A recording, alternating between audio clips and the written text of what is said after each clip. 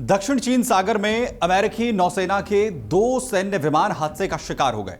एक MH-60 RC Hawk helicopter और दूसरा एक FA-18 F सुपर हॉर्नेट लड़ाकू विमान। एक ही दिन में दो हादसे होना कहीं ना कहीं सवाल उठा रहा है। वहीं ये हादसे ऐसे वक्त में हुए हैं जब राष्ट्रपति डोनाल्ड ट्रंप एशियाई देशों के दौरे पर हैं। राहत की बात यह है कि हादसे में सभी चालक दल पूरी तरीके से सुरक्षित हैं, लेकिन हादसे के पीछे तकनीकी कारण है या फिर कोई और वजह यह साफ नहीं है। वहीं घटना की जांच भी शुरू कर दी गई है।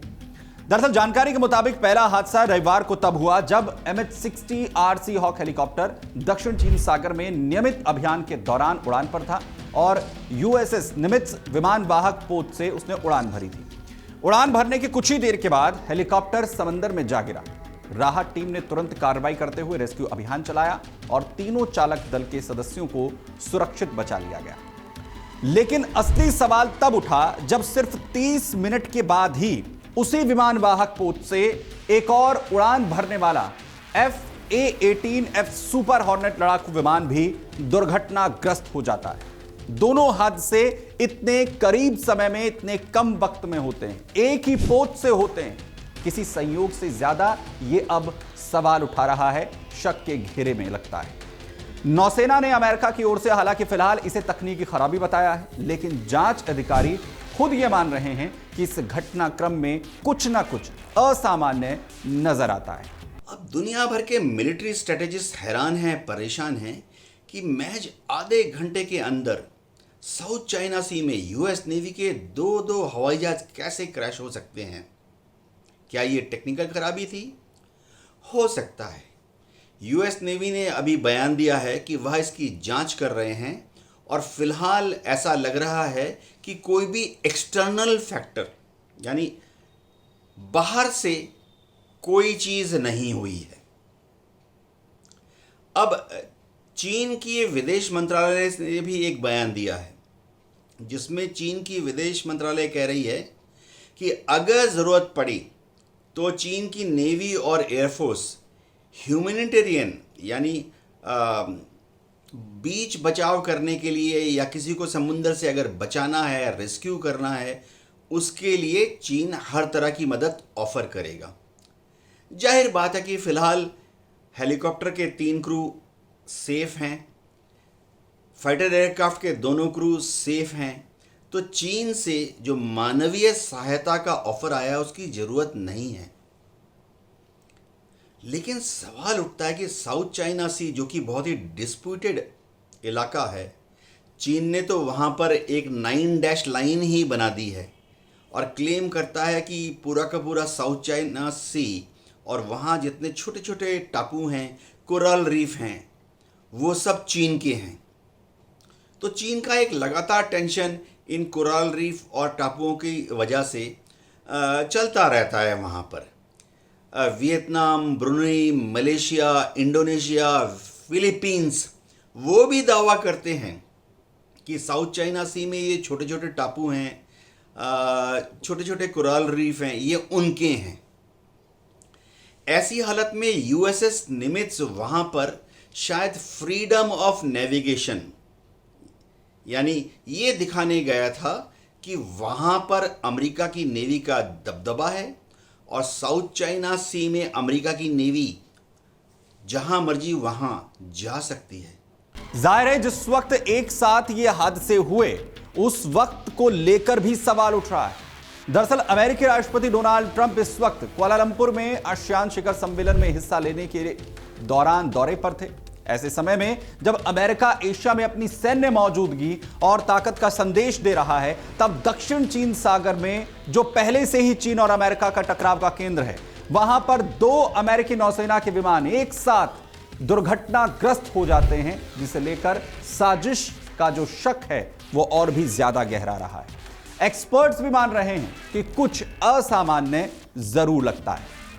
दरअसल कुछ रक्षा विशेषज्ञों का यह भी कहना है कि यह घटना किसी तरह का जो पॉलिटिकल या फिर मिलिट्री सिग्नल भी हो सकता है। दक्षिण चीन सागर में चीन पहले ही अमेरिकी नौसैनिक गतिविधियों से पूरी तरीके से असहज है, उस पर लगातार सवाल उठाता रहा है और ऐसे में अमेरिकी जहाज से लगातार 2 विमानों का गिरना केवल टेक्निकल फॉल्ट जो समस्या है वो नहीं लगता है, बल्कि किसी सटीक समय पर दी गई चेतावनी भी हो सकता है। सवाल ये भी उठता है कि क्या चीन ने अपनी एयरफोर्स का इस्तेमाल करते हुए या अपनी नेवी का इस्तेमाल करते हुए ये जो इतने दर्जनों कोरल रीफ है या छोटे छोटे टापू हैं, वहाँ से किसी एयर डिफेंस मिसाइल को लॉन्च करके अमेरिका की नेवी के इस हेलीकॉप्टर को या इस फाइटर विमान को गिरा दिया? ऐसा शायद ना हो, क्योंकि अगर ऐसा करते हैं तो ये बहुत बड़ी एस्केलेशन हो जाएगी और अमेरिका तो इसे ओपन वॉर मान लेगा और चाइना ने युद्ध कर दिया ऐसा डिक्लेयर करके अमेरिका की नेवी एयरफोर्स को एक बहाना मिल जाएगा साउथ चाइना सी पर मिलिट्री हमला करने के लिए। हमें भूलना नहीं चाहिए कि साउथ चाइना सी में काफ़ी सारे पीएलए नेवी के एसेट्स ऑलरेडी डिप्लॉयड हैं। साउथ चाइना सी में जो छोटे छोटे कोरल रीफ हैं, वहाँ पे छोटे छोटे रनवे बनाकर पीएलए की एयरफोर्स ने भी अपने हेलीकॉप्टर्स और फाइटर विमान को तैनाती की हुई है। तो ऐसे में अगर अमेरिका के पास कोई प्रूफ मिलता है कि चीन ने एक एयर डिफेंस मिसाइल लॉन्च की और इस फाइटर और हेलीकॉप्टर गिराया, तो दोनों देशों के बीच में युद्ध जैसी परिस्थिति पैदा हो सकती है। लेकिन दुनिया भर के मिलिट्री एक्सपर्ट्स और एयरफोर्स के जो ऑफिसर्स हैं वो फ़िलहाल कह रहे हैं कि चीन ऐसी गुस्ताखी कभी नहीं करेगा। जाहिर है दक्षिण चीन सागर आज दुनिया की सबसे ज्यादा विवादित समुद्री सीमाओं में से एक है। चीन इस पूरे क्षेत्र पर अपना दावा करता है, जबकि अमेरिका इस क्षेत्र में फ्रीडम ऑफ नेविगेशन यानी मुक्त आवागमन का जो अधिकार जताते हुए लगातार अपने युद्धपोत और विमान यहां पर भेजता है। कई बार चीन ने अमेरिकी जहाजों को चेतावनी भी दी है। ऐसे में जब अमेरिकी नौसेना के 2 जहाज कुछ ही मिनटों के अंतराल में दुर्घटनाग्रस्त हो जाते हैं तो संदेह और भी ज्यादा गहराता है। शक इस पर होता है कि कहीं कोई साइबर या इलेक्ट्रॉनिक जो है फायदा उठाकर हस्तक्षेप तो नहीं किया गया है। क्या किसी ने अमेरिकी सैन्य सिस्टम को हैक किया, रिमोटली उसे जाम किया, या किसी ने नेविगेशन सिग्नल्स से छेड़छाड़ की? फिलहाल हालांकि अमेरिकी नौसेना इस दिशा में जांच भी कर रही है, लेकिन इस पर कोई जवाब नहीं दिया गया है। ये कोई पहली बार नहीं है हालांकि जब अमेरिकी नौसेना को इस तरह से हादसों का सामना करना पड़ा हो। इसी साल की शुरुआत में भी मध्य पूर्व में 2 अमेरिकी fighter jets USS Harry S Trueman से उड़ान के दौरान हादसे का शिकार हो चुके हैं। तब भी जांच में कोई ठोस टेक्निकल फॉल्ट की जानकारी जो है वो सामने नहीं आई थी। अब दक्षिण चीन सागर में इसी तरह की घटना होना जो पुराने हादसों से कहीं ना कहीं कनेक्ट होती हुई दिख रही है और इसलिए सवाल भी उठाए जा रहे हैं, क्योंकि कई देश, जाहिर है पूरी दुनिया जानती है कि उनके पास ऐसे टेक्निकल्स जो है एबिलिटी है कि वो किसी भी विमान जहाज का जो सिस्टम है, कम्युनिकेशन है, उसे बाधित कर सकते हैं, उसे क्रैश कर सकते हैं। हालांकि अमेरिकी नौसेना भी इस पर ज़्यादा जानकारी साझा नहीं कर रही है। फिलहाल बयान में केवल इतना कहा गया है कि दोनों घटनाओं में कोई जनहानि नहीं हुई है और हादसों की वजह की जो जांच है वो फिलहाल की जा रही है। अगर आप ये वीडियो YouTube पर देख रहे हैं तो हमारे चैनल को सब्सक्राइब कर बेल आइकन दबाएं और Facebook पर देख रहे हैं तो हमारे पेज को लाइक करें।